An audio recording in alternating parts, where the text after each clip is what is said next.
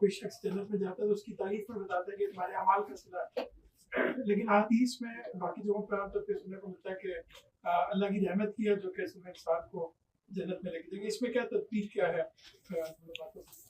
حدیث میں جب بھی کوئی بات بیان ہوتی ہے تو وہ اصولی طور پہ بیان نہیں ہو رہی ہوتی، کسی خاص سچویشن میں اللہ کے پیغمبر کوئی اپلائیڈ بات بیان کر رہے ہوتے ہیں.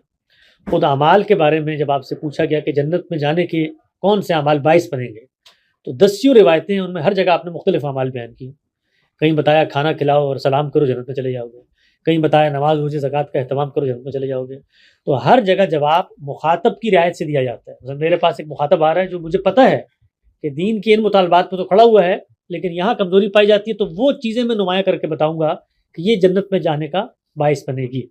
جہاں تک اس بات کا تعلق ہے کہ اللہ کی رحمت، تو اس میں تو کوئی شبہ نہیں ہے کہ دنیا کے اندر اعمال کو کرنے کی توفیق ارزانی بھی اس کی رحمت کی وجہ سے ہوتی ہے.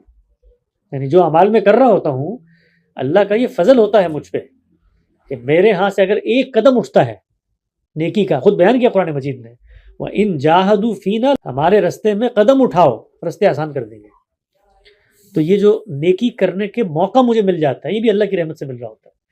اللہ کی سب سے بڑی رحمت اگر آپ دیکھیں تو وہ کیا ہے؟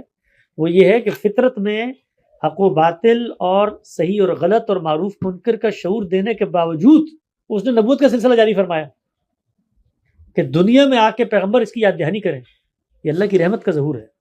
اسی طریقے سے یہ جو آفاق اور انفس میں نشانیاں وہ مجھے دکھاتا ہے جس سے میں متنبع ہوتا ہوں، یہ بھی اس کی رحمت کا ظہور ہے. تو اللہ تعالیٰ نے بتا دیا ہے کہ کتب علی نفسہ الرحمہ اور وَلَن یرضیٰ لعبادہ الکفر، میں نے اپنے اوپر رحمت کو لازم کر لیا ہے. اور دوسرے فرمایا میں راضی نہیں ہوں کہ میرے بندے میرا انکار کریں.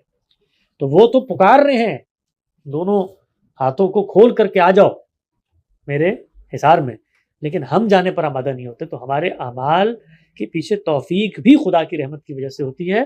تاہم عمل چونکہ میں نے کرنا ہے تو ارادے اختیار کے شعور کے بعد ہی عمل وجود پذیر ہوتا ہے.